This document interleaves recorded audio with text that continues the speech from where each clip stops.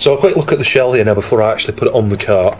You can see you've got the micro SD slot on one side and the micro SD slot on the other side.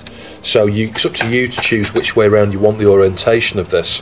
I think I'm going to go with having the arrow, if you like, the underside of the card here with that edge, and then the label, because it'll slide that way into my MV1FZ. And then I think, you know, one of the things in thinking about this now with a label, if you put it on that way, obviously the Neo SD is just going to be sort of slightly angled over the edge there. So you could do it that way. The other way you could do it, obviously, is that way, and then you'll have the Neo SD there like that, but on the 1FZ that's going to be upside down. I think what I'm going to do, you know, there's simple solutions to things like that. The first one that springs to mind is actually to use a guillotine. I'll show you, I've got one of these, they're only a couple of quid, so you can cut perfectly straight.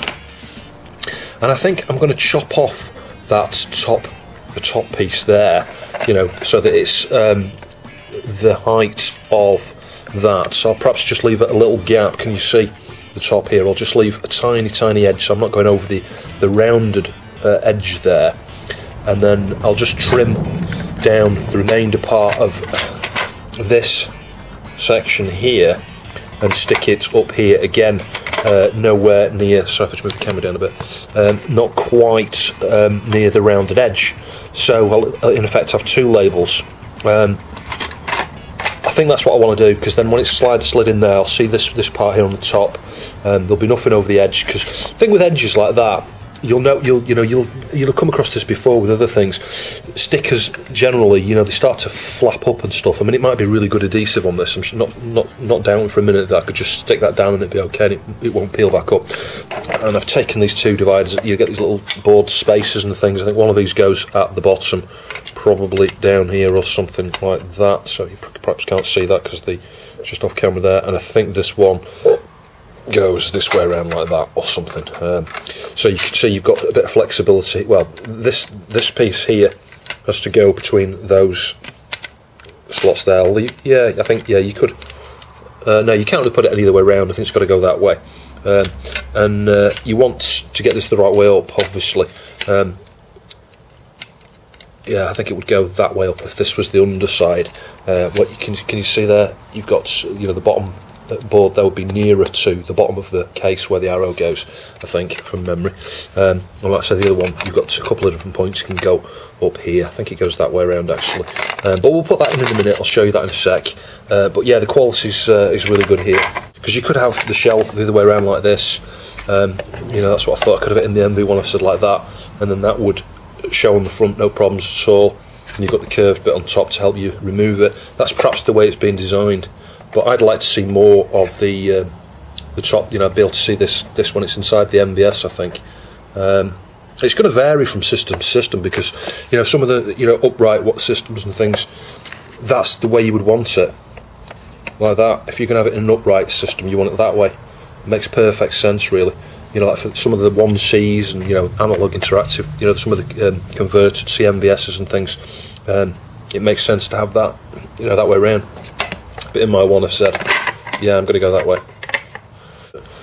So the way I'm going to have this, let me think about it. Yeah, so the lower, can you see this? You've got like one side that's nearer to the edge here, so that's where the charboard goes effectively. So I think if we just move it to shot a little bit, stick it between those little slots there, I think. Yeah, you can see that it's in the little grooves at either side, and then the board, I've just statically discharged myself here.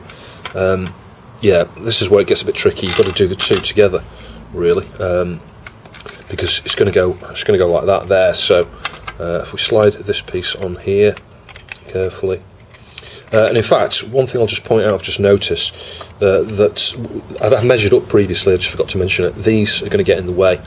So what I would recommend doing with those is just get a pair of cutters and just very gently just go one way and then the other, and they will snap off. Can you see that? And then if you're really anal like I am, you might want to just consider tiny piece of sandpaper just on the sharp edges there, There you go, that's not too bad. Can you see that? That's gone. Let's just check the other side. Yeah, we've got one over there as well. So I suspect on the newer boards and things you might not have those. They might have cut those off. Yeah, just be really careful. You don't want to crack the board or anything like that. But yeah, they are sort of pre-drilled, so they should come off easy, as that one just did there. Just be careful. I'm trying not to touch the chips while I'm doing this. I mean, you can see it had some there manufacture that would have been previously cut off before it was shipped out. But yeah, it doesn't. You don't really need to do that. I just like to do things like that whenever I've snipped those off. So let's just move the camera back around again. Move those things out of the way. Don't make scratches on the case. And we'll just have another go now. So yeah, it goes with these pieces here, the bottom. So if we stick it that way, so the top board here is the prog board, the bottom board is the char board, and it's the char board that goes in the, you know, the lower part here. You know, you've got a wider gap at the top there, as you can see with the prog side. Yeah, so this is the tricky bit. You've got to get this edge here into the little slot on both sides at the same time as get your holes, you know, your holes in the right place, PCB. So it just takes a little bit of practice. I've done that side okay, but this side is out a little bit, so we'll just lift it carefully, try and pull that down to the right place. I think there we go. Yeah, that's not too bad. So I just need to get this piece in there. So we've got a lower gap at the bottom and a, you know, a higher gap at the top there. So you've got to make sure you get it the right way around again. And it might just be a case of I might just have to lift these a little bit in order to try and slide this on here, I think. In fact, I'm going to need to pull the whole thing out, I think.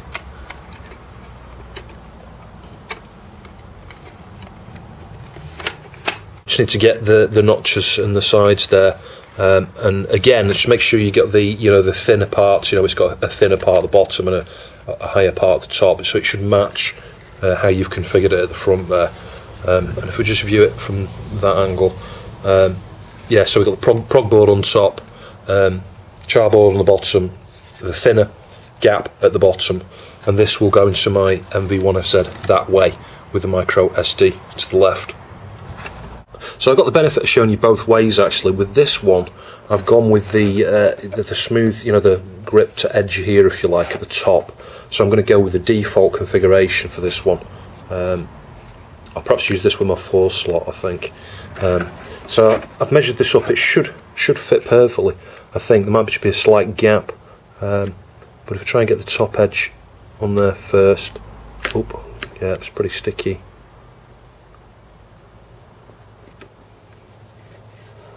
Yeah, that's pretty good. You can see that. And then I'll just yeah, pull the backing off here, and we'll try and pull it all the way around. Really nice labels these. I think they're made like a vinyl or something by the feel of it. And we'll just try and smooth it down there as we edge it into place here. Hopefully, I'm not going to have to peel this back off if I get it misaligned. Got an air bubble there, can you see that? I was just paranoid about not going far enough left there, and it's been uneven, but yeah, actually that's come out really well, as you can see. Yeah, that's sweet, absolutely sweet.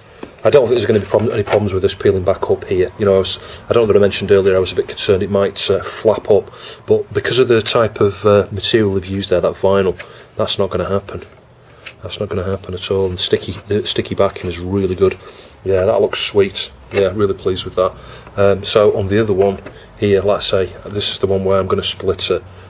So as you can see, I've stuck a little bit of sticky stuff there, just because I want to. If I zoom a little bit, you can see, yeah, that white tape is corresponding with the you know, the bottom edge here. That's where I'm going to cut it. So as you look at the top there, that's where it will sit, like that there, away from the, you know, curved edge. So once I've chopped that piece off, I will need to perhaps cut 2 or 3 millimeters off the top in order that I can do the same thing up here, because again I want to stay away from the curved edge.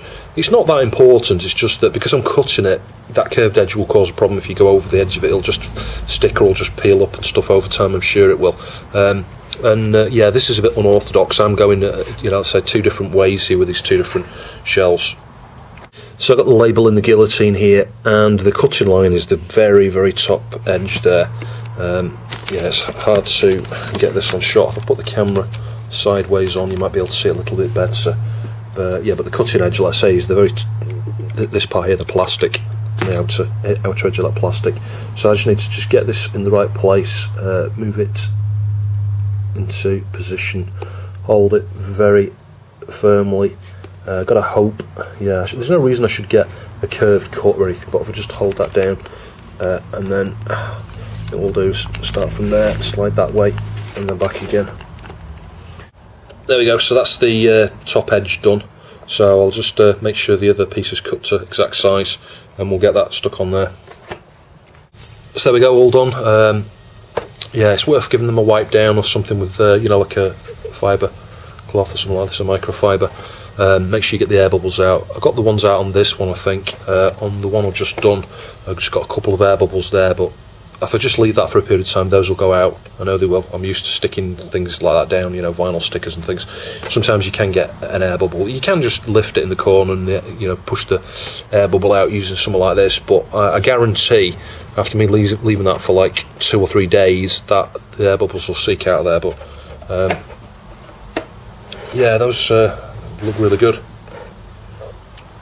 And the other nice thing is these came with like a cardboard box with some ESD bubble wrap as well, so they're nice to store these in. I mean, obviously a shock box or something is you know, even better. You can get one of those, but that's yeah, it's really sweet.